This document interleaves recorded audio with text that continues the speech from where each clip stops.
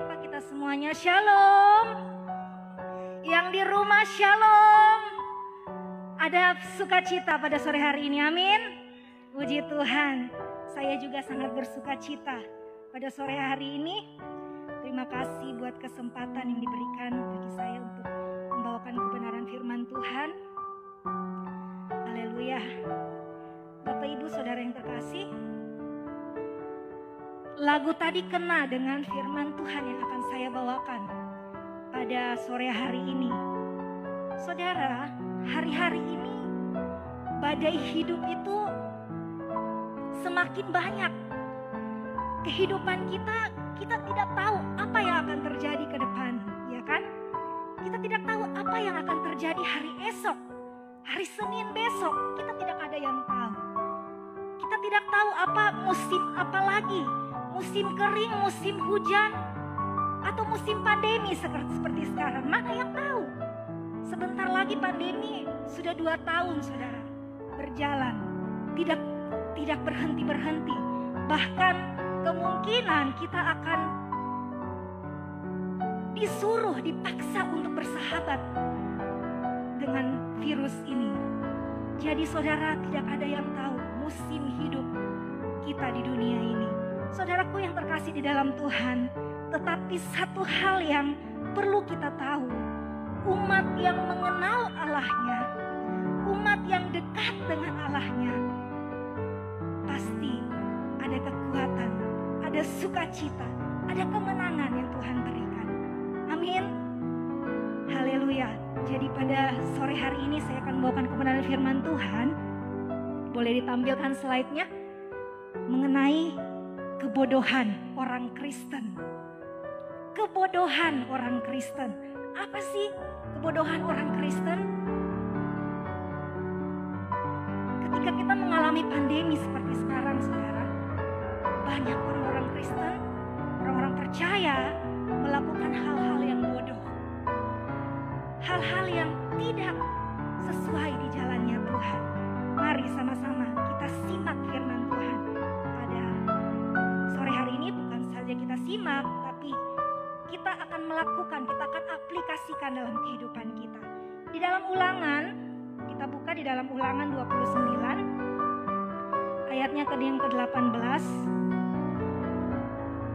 Kita baca bersama-sama. Ulangan 29 ayatnya yang ke-18. Kita baca dengan suara yang keras bersama-sama. 1, 2, 3. Sebab itu, janganlah di antaramu ada laki-laki atau perempuan, kaum keluarga atau suku yang hatinya pada hari ini berpaling meninggalkan Tuhan, Allah kita, untuk pergi berbakti kepada Allah bangsa-bangsa itu. Janganlah di antaramu ada akar yang menghasilkan racun atau... Silakan duduk Bapak Ibu Saudara. Saudaraku yang terkasih dalam Tuhan, firman Tuhan mengatakan bahwa apapun yang terjadi di dalam kehidupan kita, apapun yang akan terjadi hari esok, dikatakan bahwa kita tidak boleh meninggalkan Tuhan. Jangan pernah engkau meninggalkan Tuhan. Seringkali dikatakan dalam ayat ini yang membuat kita meninggalkan Tuhan adalah akar pahit. Salah satu ternyata yang membuat kita meninggalkan Tuhan adalah akar kepahitan. Ada suatu akar yang menghasilkan racun di dalam tubuh kita, di dalam pikiran kita, sehingga kita itu meninggalkan Tuhan. Saya kecewa dengan hamba Tuhan. Saya kecewa dengan pelayan Tuhan. Pelayan Tuhan kok kayak begitu. Saya ketemu di luar, dia ternyata lagi merokok. Saya kecewa dengan hamba Tuhan. Saudaraku yang terkasih, seringkali akar pahit kita membuat kita itu meninggalkan Tuhan.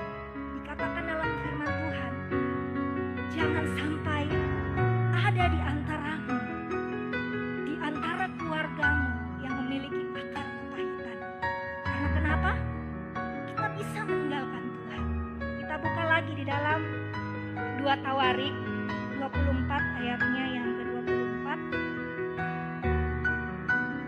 bisa baca slide yang sudah ada, 2 Tawarik 24 ayatnya yang ke-24.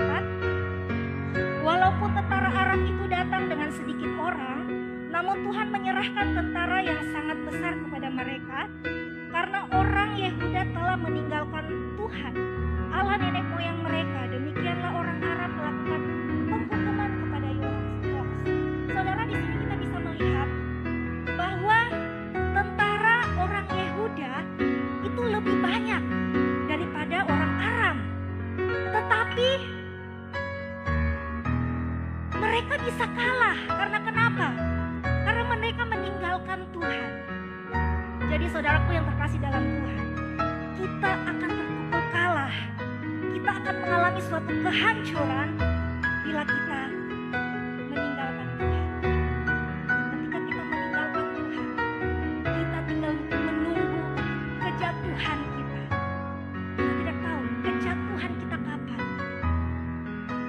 Tetapi ketika kita meninggalkan Tuhan, pasti kita akan mengalami suatu kejatuhan. Satu ayat lagi dalam Yeremia 2 ayatnya yang ke-19. Dikatakan, kejahatanmu akan menghajar engkau dan kemurtadanmu akan menyiksa engkau. Ketahuilah dan lihatlah betapa jahat dan pedihnya engkau meninggalkan Tuhan Allahmu dan tidak gemetar terhadap aku. Demikianlah firman Tuhan Allah semesta alam. Bapak ibu saudaraku yang terkasih, Tuhan tidak akan mengalami suatu kerugian kalau kita meninggalkan Dia. Tetapi kitalah yang akan rugi kalau kita meninggalkan Tuhan. Kita akan kehilangan sukacita, kita akan kehilangan damai sejahtera, kita akan kehilangan kekuatan terbesar kita ketika kita meninggalkan Tuhan. Jadi dari firman Tuhan ini kita belajar kebodohan terbesar orang Kristen adalah meninggalkan Tuhan. Kebodohan terbesar orang Kristen adalah meninggalkan Tuhan. Saudaraku yang terkasih dalam Tuhan, ketika mau masuk PPKM lagi, saya sempat khawatir. Karena waktu awal mulainya adanya pandemi, saya sekeluarga sempat mengalami namanya krisis keuangan lah. Sempat saudara, ketika PPKM saya mulai khawatir. Saya juga sempat khawatir, namanya kita manusia. Saya hanya berdoa sama Tuhan, Tuhan tolong saya tidak mau lagi takut. Saya hanya berserah sama Tuhan. Saya tahu Tuhan yang pegang kendali hidup saya.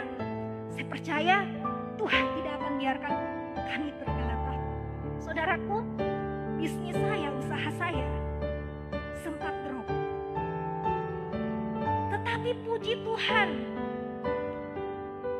usaha suami saya berjalan baik sekali. Saya sempat khawatir. Waduh, suami saya ini kerjanya kan gigi. Kalau gigi pasti kan pegang air mulutnya orang, sorry. Saya sempat takut saudara. Saya hanya bilang sebelum kau pergi kerja berdoa sama Tuhan minta perlindungan. Ketika masuk PPKM, pasien itu tidak berhenti datang. Semakin banyak yang jatuh, semakin banyak masuk rumah sakit, semakin banyak pasien yang datang. Saya sempat khawatir saudara. Saya bahkan sempat bilang, Ben, kita mau tidak takutkah? Atau kita anumi dulu, kau bilang pasien kasih undur dulu waktu kah? Atau bagaimana? Saya sempat takut saudara. Tetapi satu sisi kita butuh uang susu dan pampers. Saudaraku yang terkasih di dalam Tuhan, saya melihat penyertaan Tuhan itu. Ketika kita mengandalkan Tuhan, kita datang bersujud kepada Tuhan, minta kepada Tuhan. Saya melihat Tuhan tidak pernah menutup jalan. Saya waktu awal 1 tahun yang lalu ya, waktu mulainya adanya corona, saya sempat takut panik. Ternyata karena kita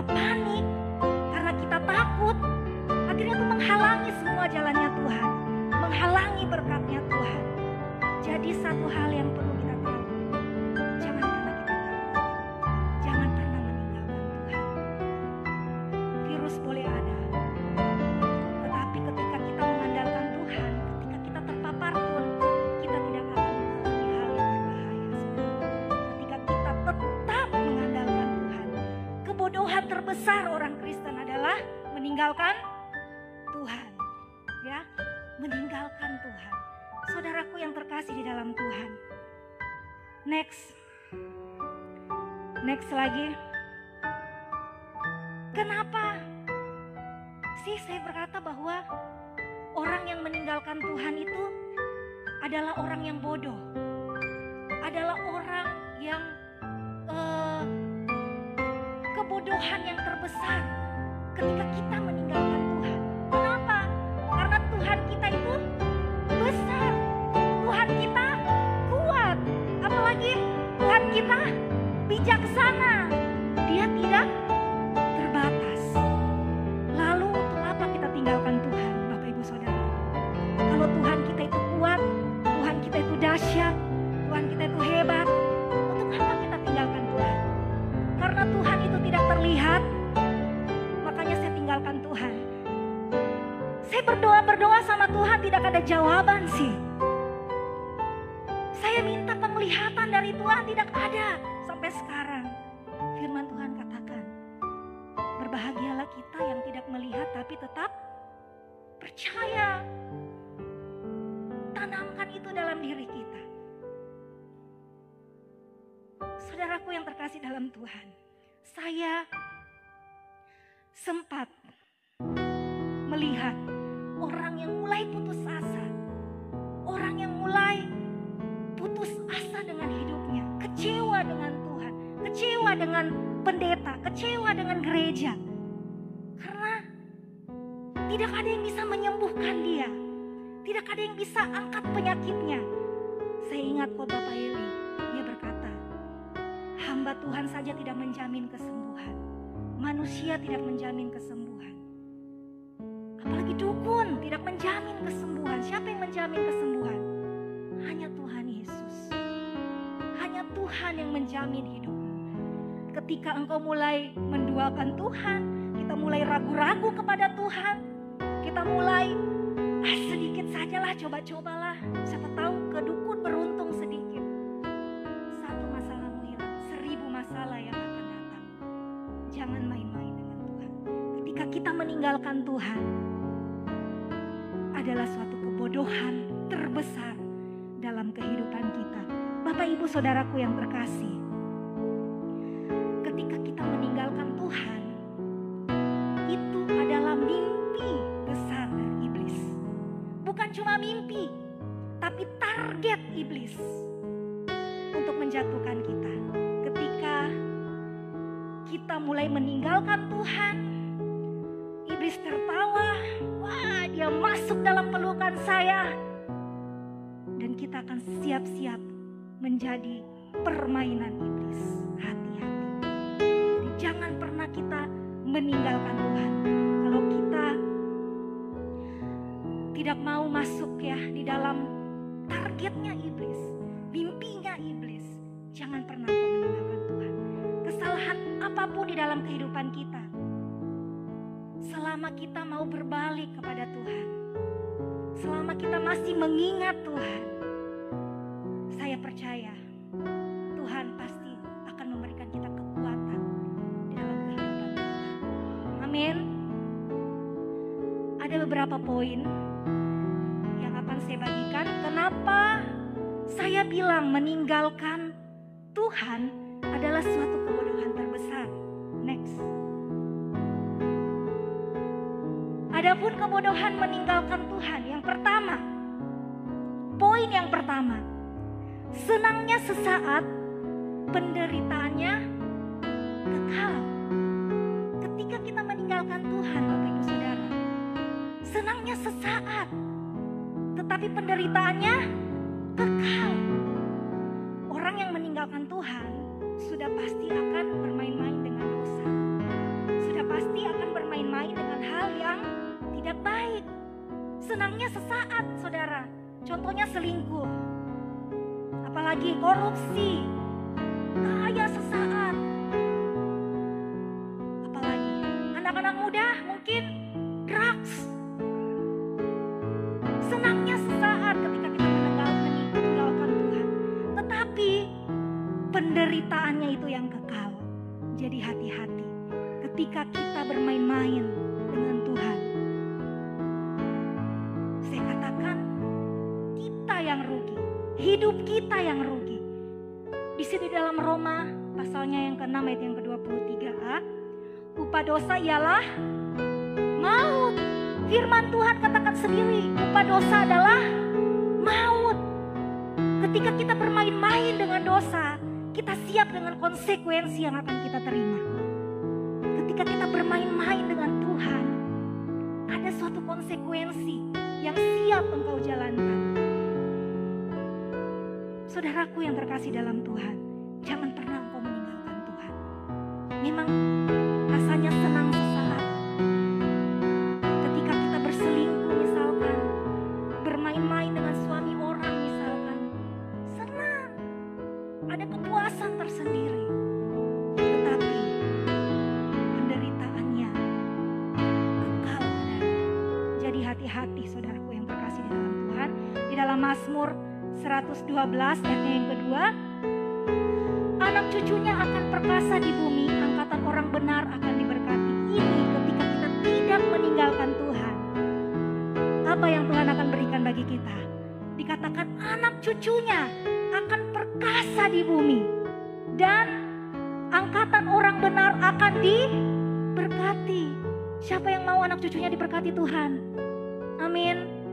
Oh, cuma 4 orang yang ke tangan. Tuhan, lihat ini Tuhan. Cuma berapa? Semuanya mau diberkati. Amin. Amin. Jangan pernah meninggalkan Tuhan. Sesulit apapun keadaanmu, sesulit apapun yang terjadi di dalam kehidupanmu, satu yang harus engkau tahu, datang kepada Tuhan. Jangan pernah pergi ke jalan pintas, saudara. Sepertinya sudah menyerah dengan hidup. Cari jalan tengahnya. Jangan pernah demikian, tetapi kita harus datang kepada Tuhan. Jangan pernah menjadi orang bodoh dengan cara melakukan meninggalkan Tuhan. Ya, banyak orang sekarang demikian.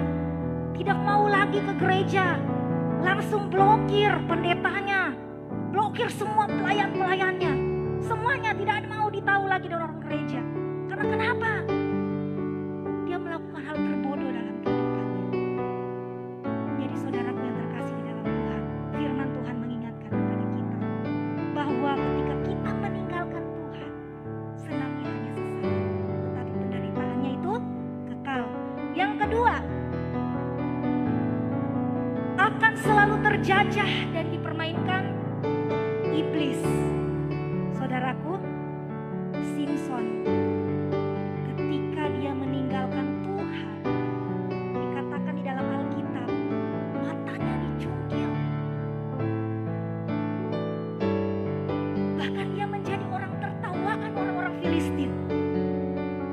Ketika kita meninggalkan Tuhan, kita akan menjadi santapan lesatnya iblis. Kita akan menjadi tertawaan iblis. Kita akan menjadi genggamannya iblis ketika kita meninggalkan Tuhan.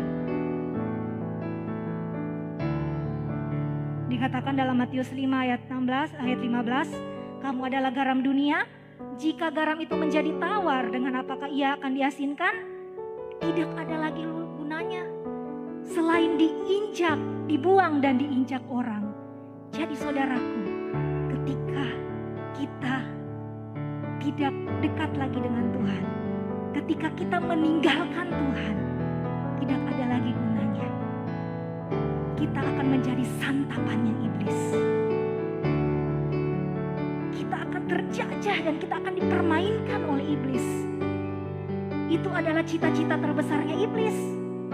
Kalau kita sudah jauh dari Tuhan, kita sudah mulai mengeluarkan maki-makian terhadap Tuhan, wah, iblis senang.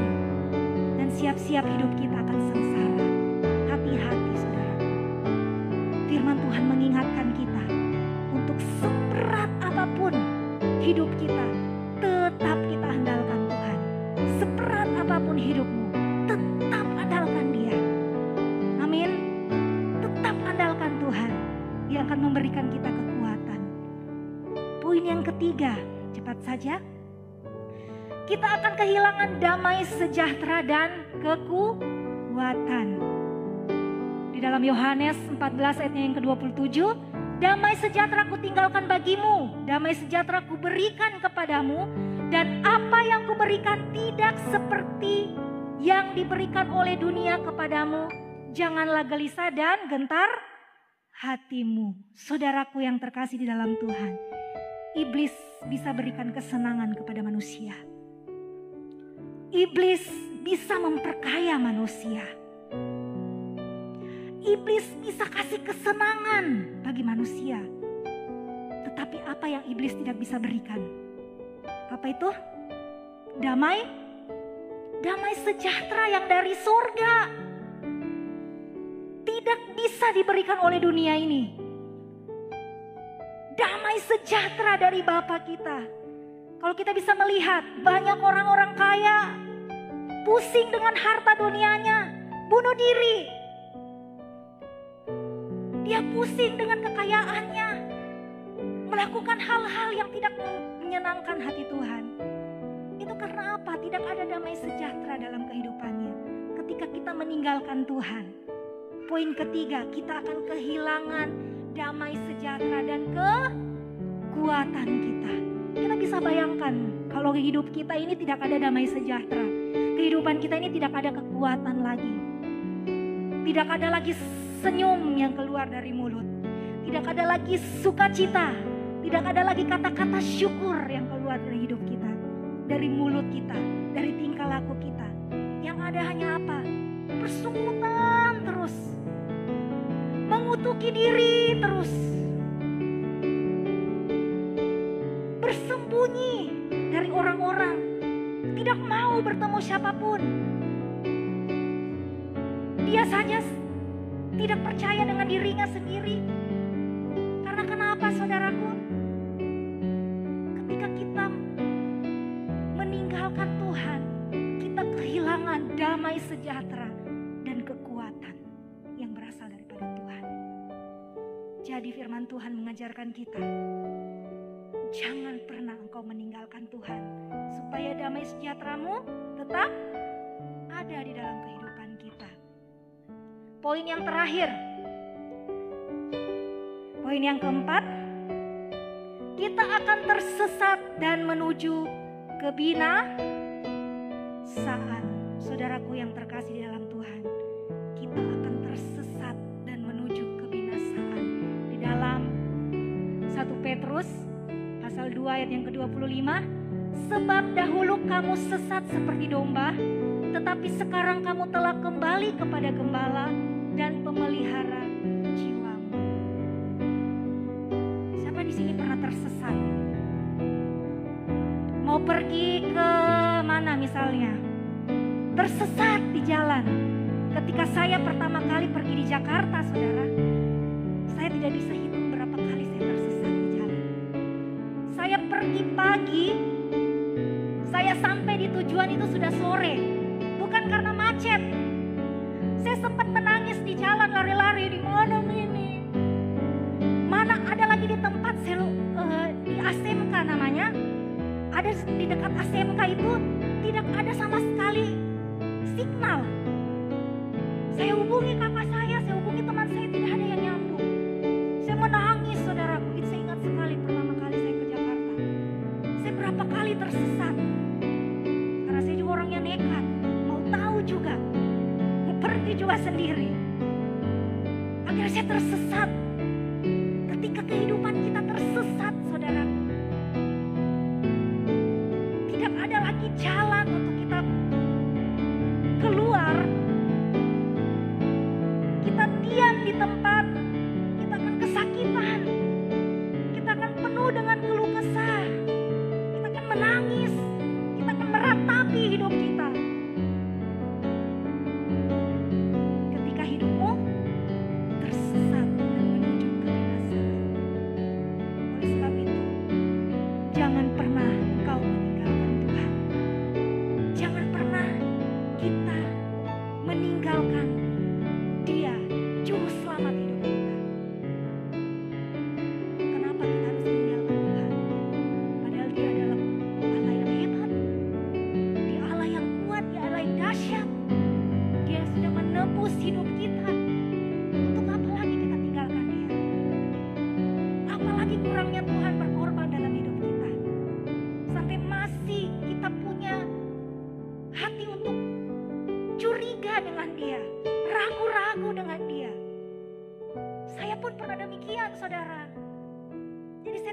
silahkan Bapak Ibu Saudara, kalau pernah demikian, tetapi mulai hari ini kita ambil suatu keputusan. Jangan pernah kita meninggalkan Tuhan. Karena dengan meninggalkan Tuhan adalah suatu kebodohan terbesar bagi orang percaya. Jangan pernah engkau meninggalkan Tuhan. Keluargamu boleh tinggalkan engkau. Orang terdekatmu, sahabatmu bisa meninggalkan kita. Anak-anak ketika besar, mereka bisa meninggalkan kita. Siapa pribadi yang tidak pernah meninggalkan engkau? Hanya Tuhan Yesus. Jadi saudaraku yang terkasih dalam Tuhan, kita pun jangan pernah meninggalkan Dia. Karena kalau kita tinggalkan Tuhan, yang rugi siapa? Kita sendiri. Tidak ada ruginya Tuhan. Kita sendiri yang rugi, saudara. Hidup kita akan sesat. Hidup kita terbelenggu, hidup kita kehilangan damai sejahtera. Senangnya sesaat. Tetapi ketika kita tetap ada di jalannya Tuhan, Tuhan yang akan berikan kita kekuatan. Tuhan yang akan berikan kita kemenangan. Tuhan yang akan berikan kita damai sejahtera. Amin. Amin. Puji Tuhan. Sekian firman Tuhan pada sore hari.